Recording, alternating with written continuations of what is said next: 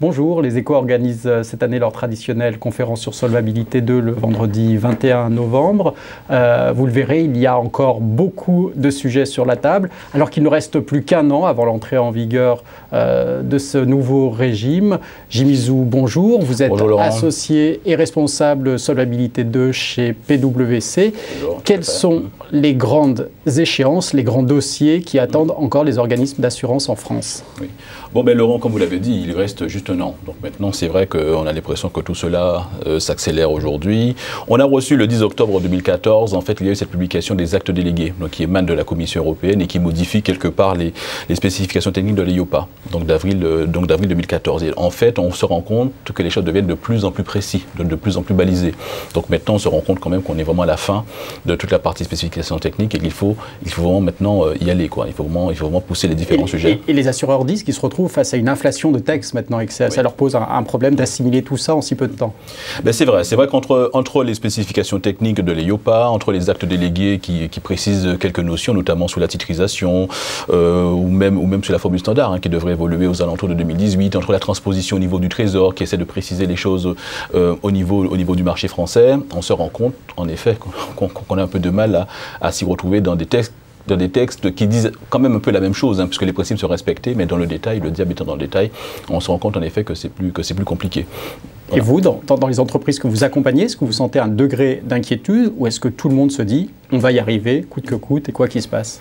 Les gens se disent maintenant qu'il faut de toute façon y aller et qu'ils espèrent quelque part être le moins mal loti aux alentours de 2016. En gros, il y a trois sujets importants. Le premier sujet, quand même, c'est le reporting trimestriel.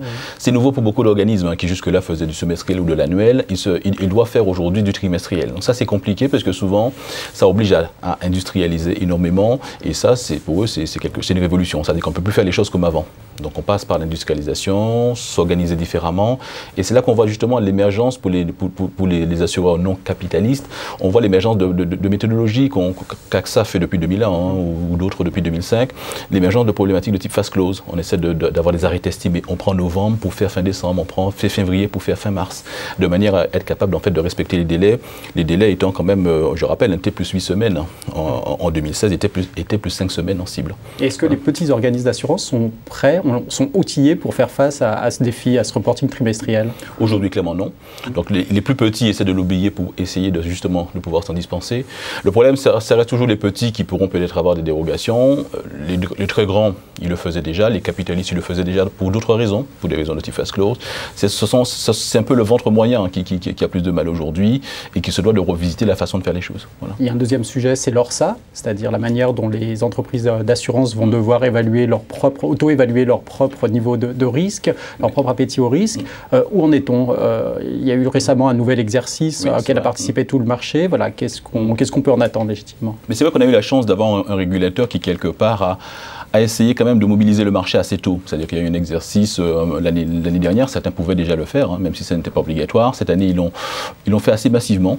Donc ce qu'on revoit, des exercices qu'on a pu aider donc différents établissements à faire leur rapport ORSA, on se rend compte qu'ils ont beaucoup insisté sur le côté technique. Voilà. Ça reste encore un truc de technicien, on se rend compte, c'est-à-dire voilà, on explique qu'on fait ça comme ci, comme ça, qu'on a pris telle formule, qu'on a essayé d'avoir l'ensemble des risques, qu'on a un peu revu l'intervalle de confiance, qu'on a un peu revu l'horizon d'un an. Donc on passe beaucoup de temps sur les aspects techniques et finalement assez peu sur ce qui est quand même l'objectif même de l'ORSA, c'est-à-dire l'insertion de l'approche risque, justement dans le processus de décision d'entreprise. Et ça, c'est quelque chose qu'on voit encore trop peu. Donc l'appropriation même du mécanisme ORSA au niveau des dirigeants, notamment des établissements petits moyens, ça reste encore quelque chose à faire. Solvabilité 2 va également changer beaucoup de choses sur le plan de la gouvernance, de la mise en place de nouvelles fonctions clés. Là aussi, où en est-on? Les fonctions clés. Donc c'est vrai qu'aujourd'hui, les 4 fonctions clés, que je ne rappelle pas, rappelons-les. Donc la fonction risque, aujourd'hui, l'émergence quand même de la fonction risque qui devient une fonction de plus en plus importante. On a la fonction d'audit interne qui a posé quand même pas mal de débats. Parce que évidemment, avant un auditeur interne plein temps qui maîtrise les données, les aspects actuariels, les aspects financiers, les aspects de gestion d'actifs, ça faisait quand même des gens très très complets. Et aujourd'hui, pour une personne, c'est un peu juste. Bon voilà, donc c'était le gros problème de l'audit interne. Et justement, des points point pour revenir sur cette fonction clé d'audit interne. Au niveau des actes, au niveau de la transposition du Trésor et même au niveau des actes délégués, on a un article, le 271, qui dit même la fonction d'audit interne, et ça c'est une nouveauté quand même, hein, même la fonction d'audit interne peut être cumulée avec les autres fonctions clés. Voilà, ça je sais que ça a pas mal détendu le marché qui se disait, bon, autant la fonction actuarielle, qui est la troisième fonction clé, on doit de toute façon s'équiper. Si en plus ils font pas trop des risques qu'on a du mal à occuper, bon voilà, avoir en plus un auditeur interne, tout seul qui maîtrise tout, ça faisait beaucoup. Voilà. Après il y a la fonction de conformité qui est la quatrième fonction clé. Là aujourd'hui, ça pose en effet moins de problèmes. Par contre au niveau des grands établissements, on a plutôt la volonté de se dire qu'il faudrait peut-être une cinquième fonction clé. Voilà, c'est pas un scoop que je révèle aujourd'hui, mais il y a une fonction finalement qui est une fonction clé qui est très importante. C'est cette fonction qui serait en charge en fait de la gestion actif-passif.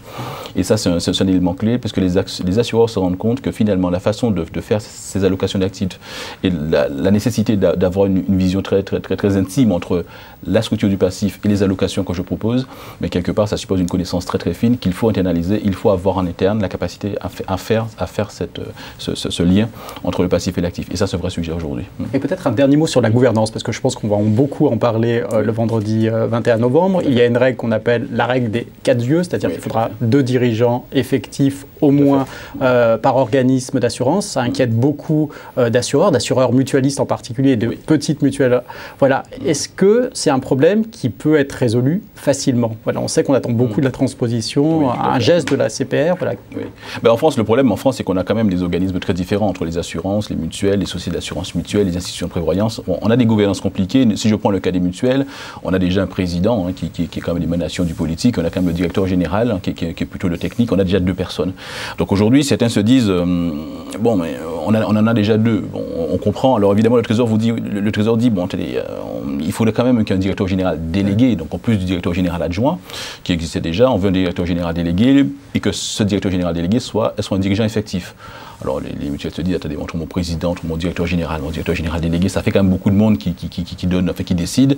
Ils ont peur que quelque part cela pollue quelque part un peu la gouvernance de l'entreprise. Aujourd'hui, c'est quoi la tendance qui se dégage? On a le Trésor et la CPR qui sont finalement assez convergents sur le sujet. Alors, bon, clairement, le DGD, ça s'était créé un peu de manière à respecter ce qui se fait déjà dans le code du commerce. Après, ce qu'on se dit, c'est qu'on veut également que le DGD soit un dirigeant effectif. Après, on se dit qu'il faut également qu'on fasse... Bon, évidemment, les mutuelles vous disent, oui, mais moi, j'ai quand même envie de garder mon DGA, c'est déjà établi, etc. Et puis, ils ne veulent pas forcément qu'il soit mandataire social. Donc, qu'est-ce qu'on se dit dans ce cas-là?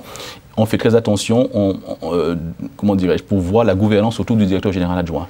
Il faut quand même qu'il ait la liberté de parole, qu'il ait la capacité d'escalader son directeur général s'il voit qu'il a quand même des choses et qu'il a envie de faire valoir son point de vue. Il ne faut pas que la dépendance soit trop forte et que la subordination soit trop forte. Voilà. Donc on est en train de discuter entre le DGA, le DGD et le président, qui est très important dans le monde mutualiste. On essaie de voir en fait comment on articule ces 2-3 personnes. Voilà. Jimizou, merci pour toutes ces explications et nous vous donnons rendez-vous le vendredi 21 novembre au Salon Roche pour notre conférence sur Solvabilité 2. Merci, au revoir.